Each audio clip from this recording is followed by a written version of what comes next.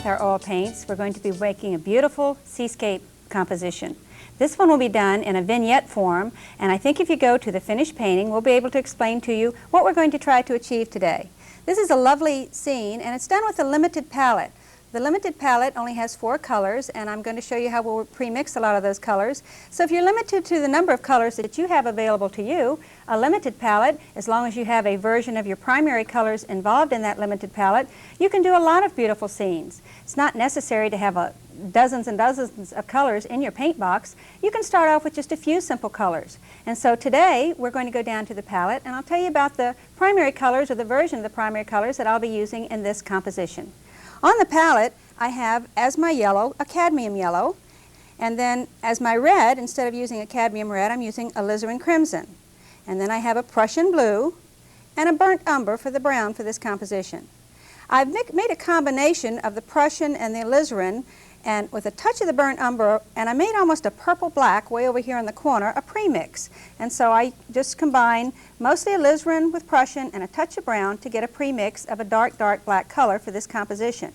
In a little dish here, I have a premix of my basic white, which is also going to be the foundation, and I've put yellow in there to bring it up to a creamy color, and a touch of alizarin until I have kind of a peachy pink. And this peachy pink is found in the composition quite a bit in the vignetted stage. A vignette is a painting flowing within the confines of the canvas, and I took a pencil, and with that pencil I did a little preliminary sketch of the location of my wave. So just a little pencil blocking in the little foam patterns, little movement for the surface of the water. Here's another surface line, a little sketch in with the for the rock area. This will be very faint. This is a distant rock area back here in the background. You don't have to do all the preliminary sketching. You can use a reference picture or a book, whatever you find is what you're trying to copy, and try to locate that positioning on your canvas. But I find a little sketch helps me to point these places out a little easier. We're also going to use a limited number of brushes. Maybe you don't have the advantage of having dozens and dozens of different style brushes. So we're going to work with 3 brushes. We're going to work with a liner, so we can do the little birds, a fan brush, and we're going to work with a 1-inch foliage brush. And that painting can be done strictly with these 3 brushes. So if you have a limited number of brushes, don't worry, there are a lot of neat things that these brushes can do. The first thing we'll do is go down to the palette, and using a little bit of thinner into that dark, dark black-purple mix that I pre-mixed, once again with Prussian, alizarin, and a touch of burnt umber, I'm going to make a soupy little mix and come up to the canvas, and I'm going to locate and reestablish these lines that I had mentioned earlier. And when I use and think about that reference painting, which I'm looking at, and maybe you can see up in the upper left-hand part of your screen, you can see that I'm going to darken the area under the wave. It's very important that this needs to be very dark. And it takes a little bit of time to do this with a liner. I think I'll even go to the larger fan brush just to show you that it can go in and go down to the palette, pick up that same dark. Still it has the thinner in it, come up, and let's go back up and watch how much quicker I can lay in some base tones for the shadows. In the flat water, I stroke horizontally, and also the rocks are going to be very dark, so we're going to block in that area. Well, we need some little more paint, and once again, because I have my paint thinned down with thinner, there's not a lot of pigment on my brush, and I run out a little more quickly.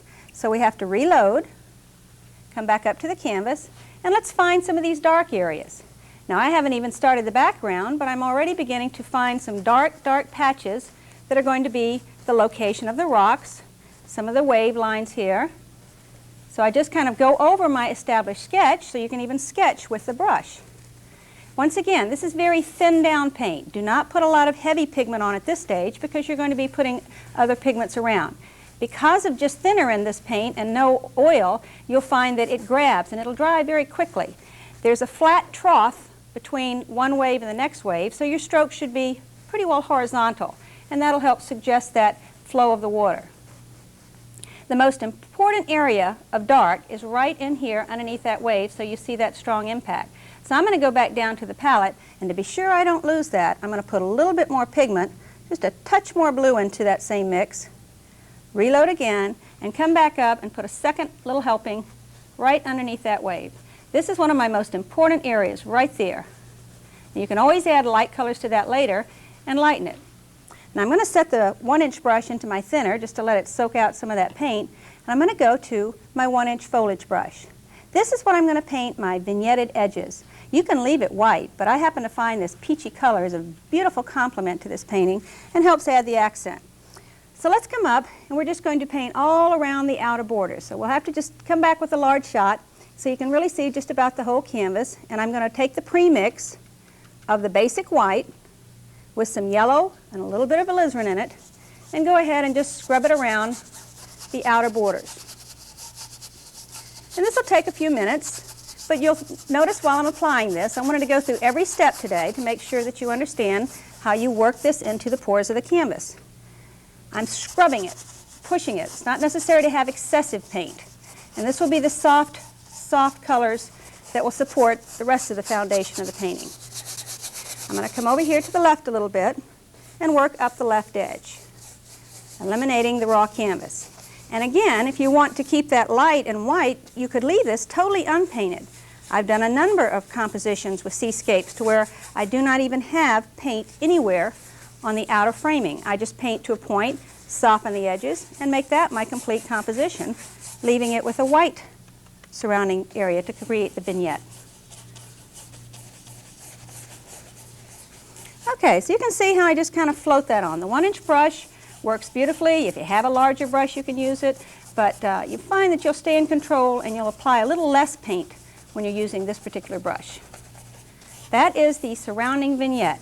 So all my real design is going to be found within the heart of the painting. Now I want to bring a little of this outside color into the painting, so I'll just bring a little bit back here, kind of right back behind the ridge that's going to be back there, and I'm overlapping my little pencil sketch line so it softens it a little. And then just kind of clean the brush out, kind of letting that all ease in. There's a real glow of peachy color or pink color that's going to be brought into the sky for more impact. So let's go down there and see if we can find a little of that color. That's going to be done using the same brush, a touch more basic on the palette, and let's just use the straight alizarin. That'll give us a nice, bright, rosy pink. Work it into the brush well, come back up to the canvas, and I'm going to rotate with circular movements this little blushy pink. Now if you want it to have a peachier look, you can add a little more yellow back into it. If you want it to be stronger, you can make it a stronger pink, but I'm going to just stir this in, circular motions, until it softly fades into the outer vignetted edge, creating no hard borders, no straight lines. This circular motion of the brush blends and lets the paints intermingle very nicely. I'm coming all the way down to the back edge of the wave. Okay, so that begins to add a little more color interest. Let's go down and maybe spoof it up a little more. So we just keep adding little bits of pigment, a little more pink. Let's go back to a little more of the yellow. That makes it a little peachy pink. Back up to the canvas and maybe a little hot spot or a little warmer spot. You can just tap it on. We'll put some shadows in there. Maybe you decide you want a little lighter value in your sky, almost a light spot, where we maybe put that bird in later. Continually adding color and contrast. I also want to bring some of that shadowy purple color that's down in the rocks and all. I want to bring it up into my sky. Not trying to establish a storm or anything, but trying to get a little bit of a stronger contrast area for that white foam that's going to need to stand out. So I'm using the same brush and going over and getting my pre-mix of my darks for the water and the rocks, mixing it into that spot, and it kind of gives me a shadowy lavender. It's kind of a grayish color, but it is definitely strong enough to give myself a little floating clouds. And I'm just going to tickle that. Now this brush is quite dry. If you find a hard imprint, that means you usually have too much paint. Blot it a little bit. You want very little pigment on the brush, and it's necessary to apply these drab colors only so the wave will contrast out and be more distinctive. If you don't put these shadows tones in, you'll find that your wave will be less impressive and not have as much distinction. I'm going to counterbalance this over here on the left, up in the far left area of the vignette, and just kind of tap and stir a little bit of this. If you would like to refer to it as a storm, it is, but it really won't have that stormy effect. Just some shadow clouds. Okay, now we're going to indicate a little bit of that far distant ridge. The smartest thing to use for that, if you don't have any flat bristle brushes handy, is your fan brush. This one's clean and dry, and I'm going to make sure, rub it on a paper towel, go down to your palette, and pick up a little bit of your basic and go to your same mixing spot. We don't want to progress too quickly in our colors. In fact, I'll even bring a little more of the pink in and yellow in, back to the original color.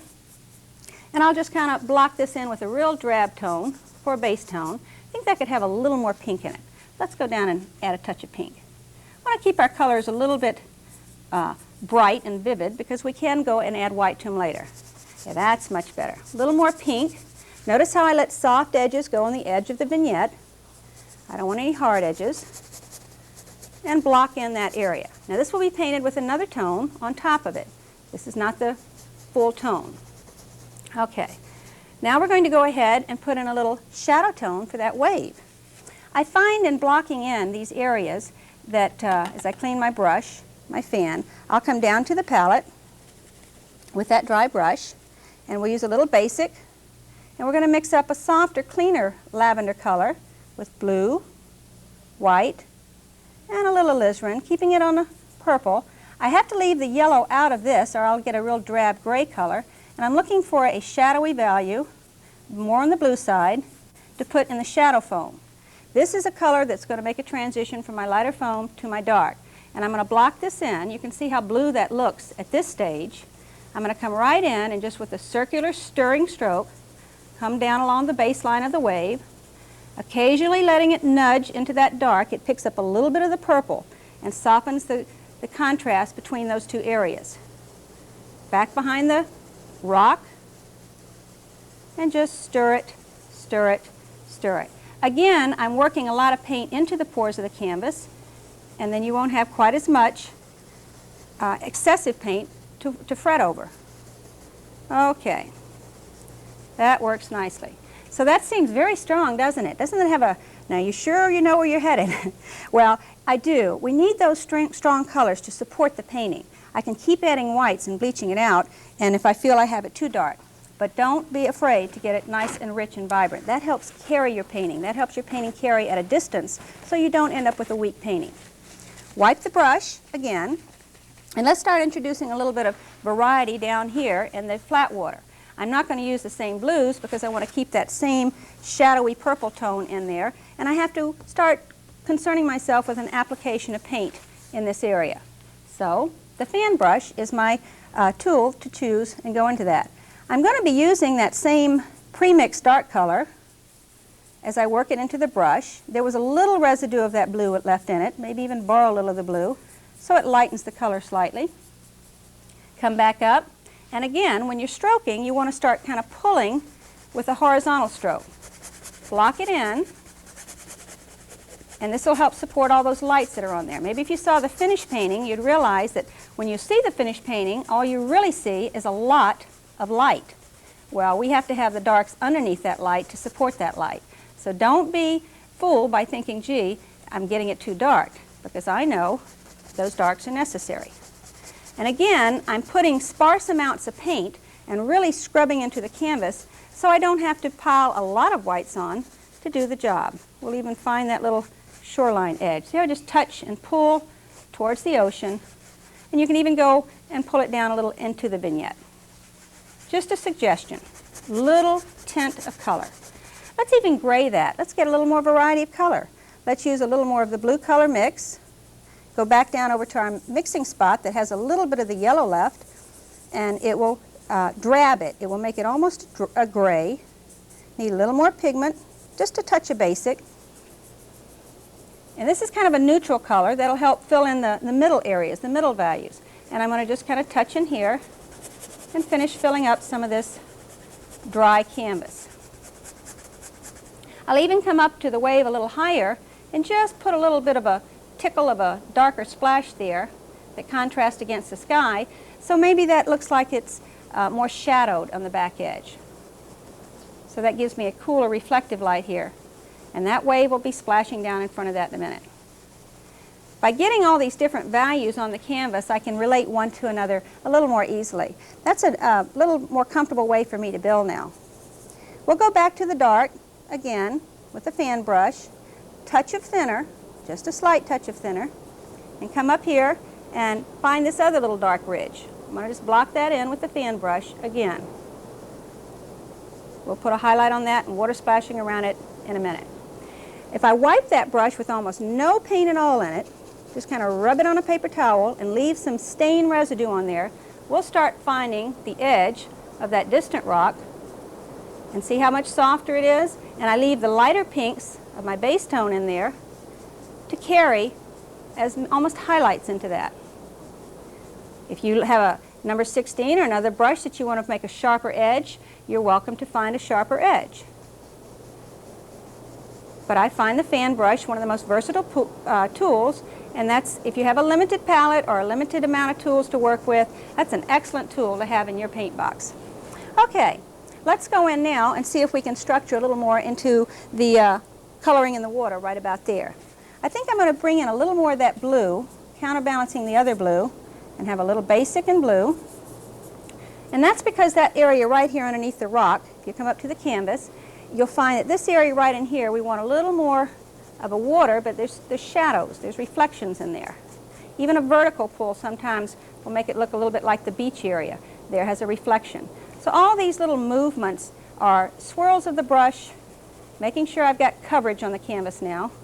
I don't want a hard edge to the vignette, so I just kind of blur it in there. A little more paint. I find I'm a little sparse in paint in these areas. The spillover can be put in either before you put the foams in or after. This is an option that I find putting it in after sometimes is a little easier. I'm cleaning the fan and drying it. Once again, go through a lot of paper towels when I paint because I find working with the brush and having the right amount of pigment in the brush is very helpful. Rub it on the paper towel and being sure it's very dry. Since I'm not putting titanium white on the palette, I'm going to be using a little more of my basic white. Now, basic white being softer and moving more easily, you don't want to brush it excessively. Let's come up to the canvas and we'll start working in some of these foreground waves. If you just take the basic white and touch the white right above a dark spot, just kind of lay in a little bit of paint like that, tapping along an edge line, finding where you want kind of a wave, wipe the brush and lightly pull out to sea, or basically horizontally, and create a little bit of a movement in there. And that's the flat trough. I always have a dark ridge to support that. So if I run out of white, although I have enough on there now, I can tap a little bit across that, making the wave a little thicker, and then catch it and kind of pull it horizontally to the next wave. This will begin to suggest those water movements. If you want a nice big splash, you can come in and push a little harder. Because the paint's nice and soft, you'll find that it will pull off very easily. As soon as I start losing the impact of the white, I wipe the brush, or I clean it, and pick up a little bit more. There's another way of applying this. I use the fan brush in these tighter areas to create lines. Obviously, this thin, sharp line of the brush can set a line up there just by walking the brush and either pulling it back or pulling it down a little bit, giving it a little bit of a scoop to give it that little up-down lift, and then a few little flat water movements. The smaller movements should be done with the fan brush. As I wipe most of the paint out, sometimes I go in there and I start finding some of that foam. Now, I'm not trying to lose all that blue, I'm just softening a little bit and getting a little more of a feel for that white, or that splash area. Over here, I need to soften that a little more. Let's bring this in as it's churned and splashed in here a little more because I have enough dark back there to contrast it. So I'll go down to the palette, reload some more basic white, come up, and in this area behind the rock, let's find a little bit of an edge. We'll pull that rock back up, a little splash here and there, and just tickle it. If you get too much, just touch it. It kind of lifts off, and bring a splash back behind there. Maybe a little bigger churny effect. We'll spatter paint in there and liven that up a little more. Again, the fan brush gives me a little more control, but I have 3 size brushes that I can use to create tighter detail or a looser effect. Let's go back up over here to the far rock and let's have a little bit of water kind of underneath the bottom edge. Maybe it trickles down and just runs off the rock a little bit back over here. I see a hard edge. Let's soften that hard edge. If you have a vignette, a soft edge is usually a little more attractive. Okay, little splash and little movements. Underneath this rock, maybe a little flat water here or there.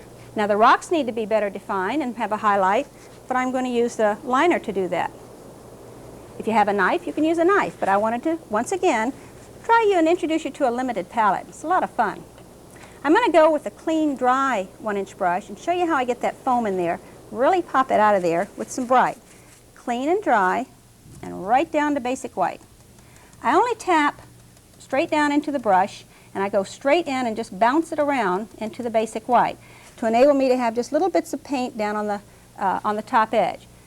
I'm going to come up to the splash area, turn it horizontal for the tighter illusion, and walk it kind of across the top of the spray.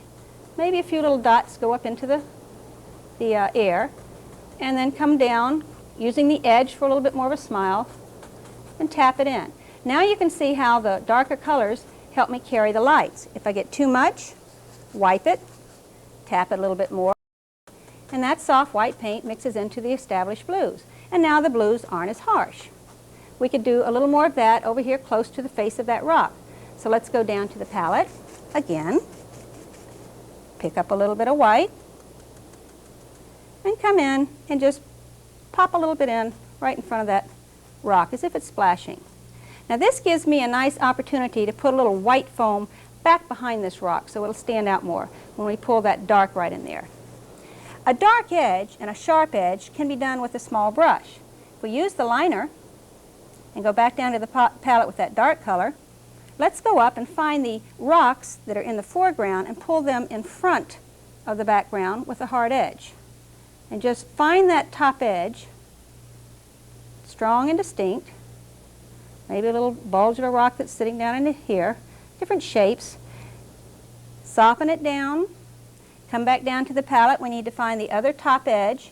And what this does is it keeps the wave behind the rock. I don't want it to look like it's splashing over it.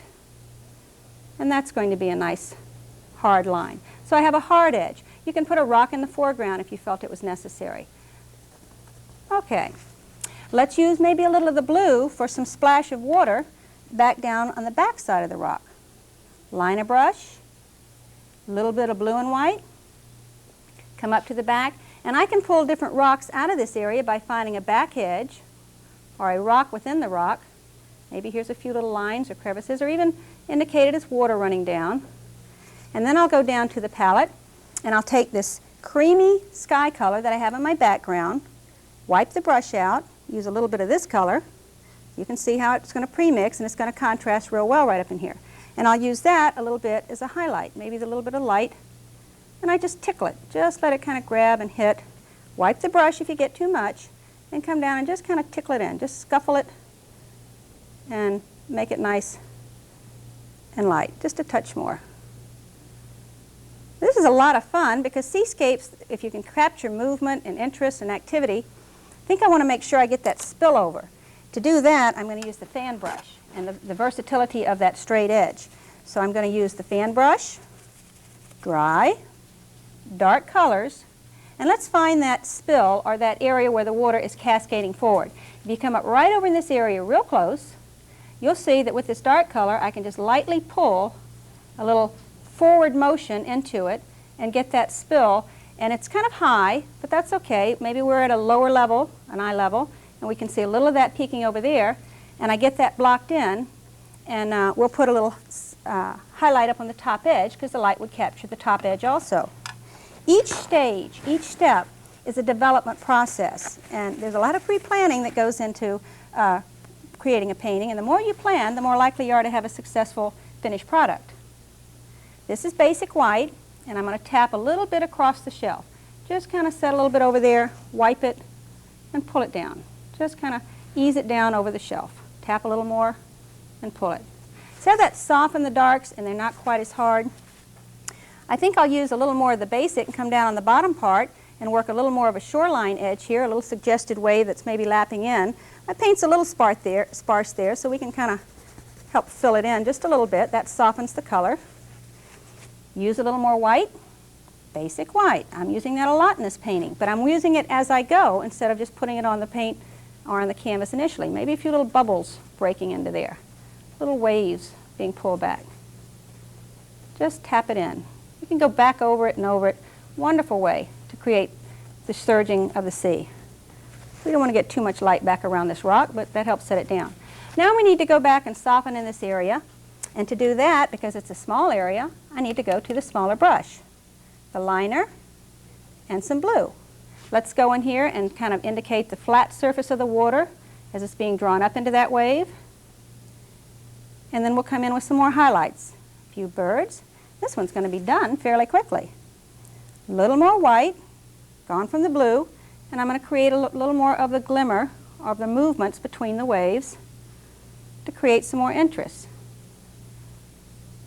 We'll suggest a few little birds with our dark sky color and a little bit of white. And I think you'll find this one comes alive when you add the life to the painting. I hope you've enjoyed this one. This is a lot of fun and a lot of variety of colors, but with a limited palette you can do lots of wonderful things. Join me again for the next show. It's really been a pleasure painting with you.